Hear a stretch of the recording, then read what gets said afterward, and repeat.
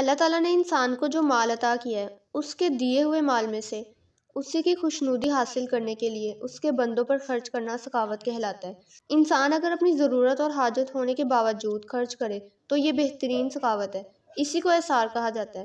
اللہ تعالیٰ نے احسار کرنے والے لوگوں کو کامیاب قرار دیتے ہوئے ارشاد فرمایا، اور وہ اپنے آپ پر انہیں ترجیح دیتے ہیں اگرچہ خود انہیں شدید حاجت ہو۔ سورہ حشر آیت نمبر 9۔ نبی کریم صلی اللہ علیہ وسلم نے سخاوت کی اہمیت بیان کرتے ہوئے ارشاد فرمایا، سخی اللہ سے قریب ہے، جنت سے قریب ہے، لوگوں سے قریب ہے، اور کنجوس اللہ اور جنت سے دور اور آگ کے قریب ہے۔ جامعہ ترمذی 1968۔ سخاوت کو اگر وسیع مفہوم میں دیکھا جائے تو مال و دولت کے ساتھ ساتھ علم، وقت اور صحت میں بھی انسان سخاوت کر سکتا ہے۔ علم کی بات اس شخص کو بتانا جو واقف نہیں، یہ بھی سخاوت ہے۔